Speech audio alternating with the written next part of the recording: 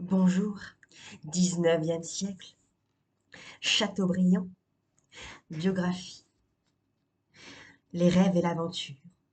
C'est à Saint-Malo, en 1768, que par une nuit de tempête, la mère de François-René de Chateaubriand lui infligea la vie. Saint-Malo et Combourg, 1768-1786. Ses premières années sont celles d'un enfant abandonné au domestique, qui se bat avec les polissons sur la grève, ou passe des heures à contempler la mer en écoutant le refrain des vagues.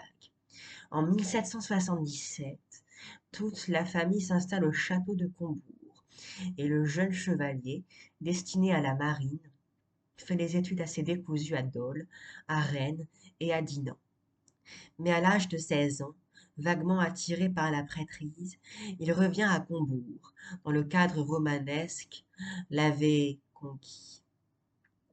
Pendant 2 années de délire, entre un père sombre et taciturne et une mère pieusement mélancolique, il y mènera une existence étrange. Confère, page 72 à 78. Terreur, rêverie solitaire, course sur la lande en compagnie de sa sœur Lucile, nature tendre et maladive, exaltation, tristesse sans cause, trouble d'une sensibilité ardente en proie aux vagues des passions, sa vocation poétique brilletée, sa vocation poétique, pardon, s'éveille alors et son âme d'artiste restera marquée par les impressions de Combourg. Le jeune officier, après avoir longtemps hésité sur sa carrière, Chateaubriand prend un brevet de sous-lieutenant en 1486 et présenté au roi. À Versailles, se mêle à la vie sceptique et dissipée des salons parisiens. Il y rencontre Parny, Lebrun, Chamfort, Fontane, qui sera son ami le plus cher.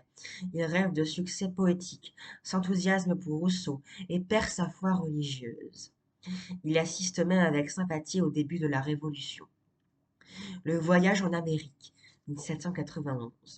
En avril 1791, il s'embarque pour l'Amérique, soit qu'il rêve de découvrir un passage au nord-ouest du continent, soit qu'il aille y faire provision d'images exotiques et y chercher la gloire. Son séjour dura 5 mois seulement, de juillet à décembre. S'il a dû se rendre de Baltimore à Philadelphie, remonter l'Hudson et voir les chutes du Niagara, il n'a certainement pas pu, comme il le prétend dans son voyage en Amérique 1826, descendre l'Ohio jusqu'au Mississippi et revenir par la Floride. Mais il lui a suffi de contempler une nature vierge et de vivre au contact des Indiens pour que ses impressions, précisées par la lecture de récits de voyage, donnent naissance aux évocations si neuves qui assureront bientôt ses premiers succès littéraires. À la nouvelle de l'arrestation de Louis XVI, il obéit à son loyalisme breton et se rembarque pour la France, emportant dans ses bagages un énorme paquet de notes et l'ébauche du poème épique en prose de Natchez. L'exil. Rentré à Saint-Malo, Chateaubriand se marie, puis rejoint l'armée des émigrés. Blessé au siège de Thionville et presque mourant, il traverse la Belgique et se réfugie à Londres. 1793.